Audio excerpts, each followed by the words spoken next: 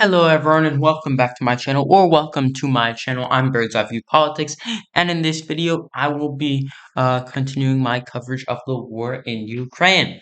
So let's get into it. First off, I'd like to give a big shout out to everyone for watching.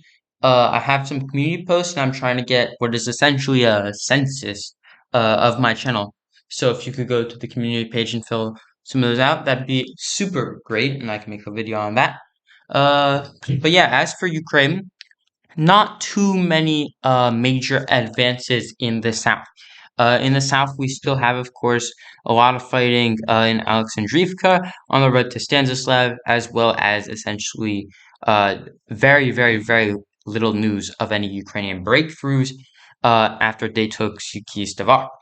Why is that? Well, essentially, it's because Ukraine's next major city that they could go for is Berislav, because there are major Russian defenses around Borzhensky, and the other city further to the west, still in Mykolaiv. And as you can see in this live map, there's been not much coverage. We can't really tell what's happening. We know there's some Russian shelling, and we know that there's some Ukrainian aerial assaults against Russian ground forces, but we don't have much news. We also have news of a lot of shelling of near nuclear power plants and water reservoirs, which are, of course, hurting Ukrainians in this region. But for the most part, in the southeast, nothing major has happened. Moving over into the area north of Mariupol and west of Donetsk, more Russian, just simply bombings.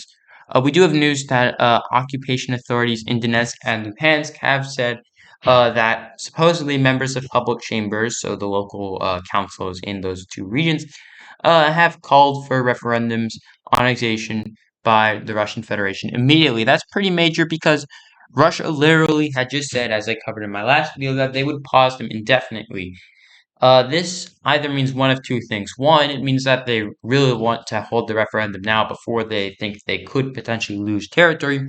Or two, they think they're about to have a major offensive, which would then be followed by a referendum, which would be scheduled in the next few weeks. And I think we'll likely know uh, by the end of September if there's going to be a referendum, which would likely happen at the earliest in November, because obviously they can't arrange an entire referendum in a month. So, yes. Now, if we look over here towards the northern areas of Luhansk and the remnant of Russian-occupied Kharkiv Oblast, and even northern Donetsk, you see a lot of battles happening. Of course, Ukraine took Izium, and we're now fighting in East Kupiansk and Kyiv.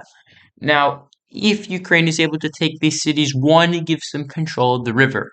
Hugely important. Why? Because, essentially, this river goes into Russia and it goes around, and essentially it ends up coming through the main area, the front line in southwestern Luhansk and northern Donetsk, which is hugely important because if Ukraine can take all these cities, this heavily industrialized region of Luhansk, that would essentially knock out a huge amount of Russian units or troops, mainly their heavy units, when I say units.